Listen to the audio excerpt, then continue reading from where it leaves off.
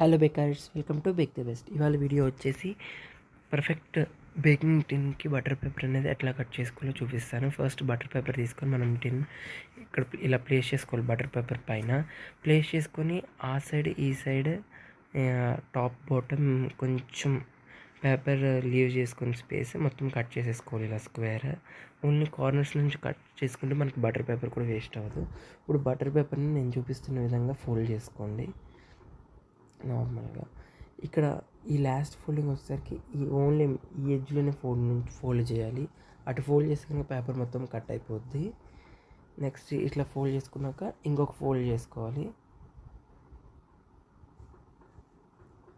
ఇలా ఫోల్డింగ్ అయిపోయాక మనం టిన్ బ్యాక్ తిప్పేసి కొంచెం మనకి అర్థమైద్ది అప్రాక్స్గా టిన్ సెంటర్ పాయింట్ ఎక్కడ ఉందో అక్కడ పెట్టేసుకొని ఒకసారి అక్కడ ఫోల్డ్ చేసుకొని సిజర్స్తో కట్ చేసేసుకోవాలి. నార్మల్గానే స్ట్రైట్గా కట్ చేసేసుకోవాలి. కట్ చేసుకున్నాక ఓపెన్ చేస్తే మన టిన్కి పర్ఫెక్ట్గా సెట్ అయిపోద్ది. ఎక్స్ట్రా ఇటు సైడ్ ఉన్నది పర్ఫెక్ట్గా రౌండ్గా టిన్కి సెట్ అయిపోద్ది బాటంలో.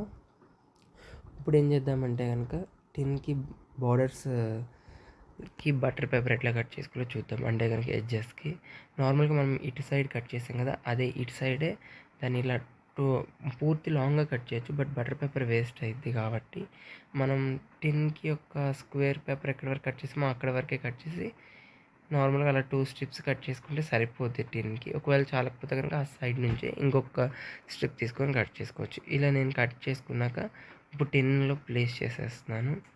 మీరు కేక్ చేసేటప్పుడు కొంచెం బటర్ కానీ ఆయిల్ కానీ అప్లై చేసేసి పేస్ట్ చేసేస్తే కరెక్ట్గా సరిపోతుంది. ఇంకొంచెం నాకు సరిపోలేదు పేపర్ కాబట్టి కొంచెం ఎడ్జ్ కొంచెం కట్ చేసుకొని పేస్ట్ చేసాను. సో నా వీడియో నచ్చితే కనుక like, share and subscribe. Thank you. Bye bye.